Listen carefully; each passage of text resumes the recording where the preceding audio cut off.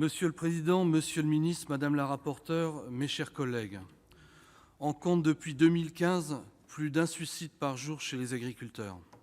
Ces chiffres sont alarmants et la réalité est encore plus sinistre. Je tiens à saluer et à remercier le groupe RDSE et en particulier notre collègue Henri Cabanel, qui a mis ce sujet dramatique et bouleversant au cœur de l'agenda de notre Assemblée des territoires. Il révèle, comme l'a si bien rappelé Madame la rapporteure en commission la semaine dernière, la manifestation la plus flagrante de la détresse du monde agricole. Force est de constater que ce fléau qui touche nos territoires ruraux est malheureusement plus présent dans le monde agricole que dans d'autres secteurs d'activité.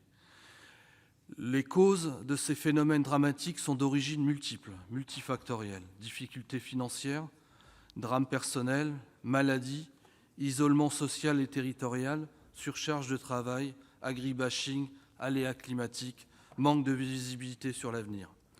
Ces situations irrémédiables sont le plus souvent le fruit d'une accumulation de difficultés et de concordances de drames personnels de toute nature, même si le contexte économique est sans doute déterminant.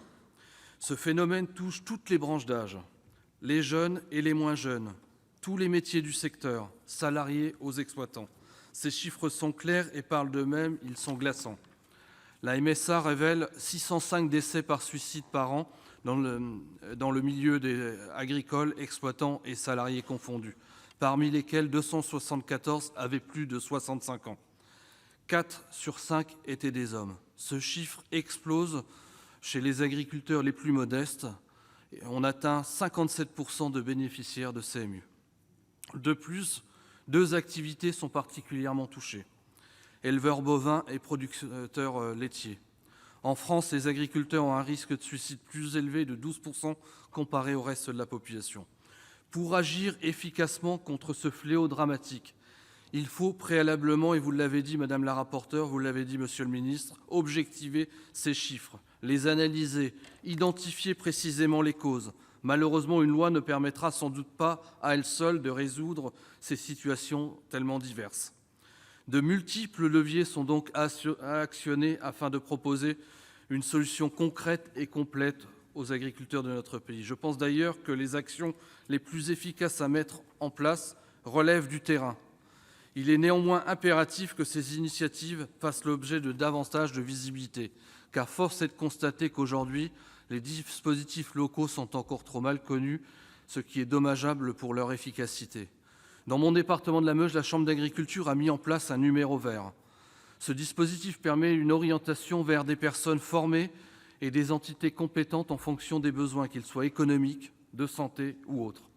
Le travail d'accompagnement se fait ensuite en coopération avec les acteurs en présence, Chambre d'agriculture, MSA, État notamment avec la DDT, les banques bien sûr, et tous les autres acteurs nécessaires. Il a d'ailleurs été constaté que la formation et l'écoute sont primordiales dans l'identification des situations problématiques. Dans le département de Corrèze, mon collègue Daniel Chassaing, la MSA et l'ARS ont aussi instauré un processus similaire dans les années 2000. Un guichet unique qui a été créé d'ailleurs en 2018. Il est accompagné d'initiatives qui ont prouvé leur efficacité, telles qu'une aide financière au soutien psychologique, une aide sur la comptabilité et encore une aide au répit. Mais force est de constater que les signaux d'alerte se déclenchent souvent trop tard. La détection est certes complexe, des pistes d'amélioration du dispositif d'accompagnement sont à trouver. Aussi, il est nécessaire d'identifier d'une part les initiatives locales efficaces et d'autre part les secteurs en besoin. Je crois que la coordination et la formation des acteurs indispensables pour anticiper et identifier les signes précurseurs. Une adaptation territoriale est donc un axe de réflexion à approfondir à mon sens.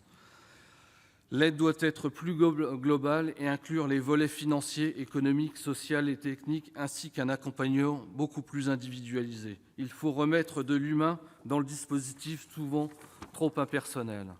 En résumé, il est nécessaire d'anticiper les risques, de coordonner les acteurs. Donc le groupe Les Indépendants tient à saluer la réflexion engagée sur ce sujet et s'associera donc aux recherches de solutions adaptées pour combattre ce fléau. Et nous sommes donc tous mobilisés. Encore merci donc au groupe RDSE, à Henri Cabanel, à Madame la rapporteure Françoise Férat.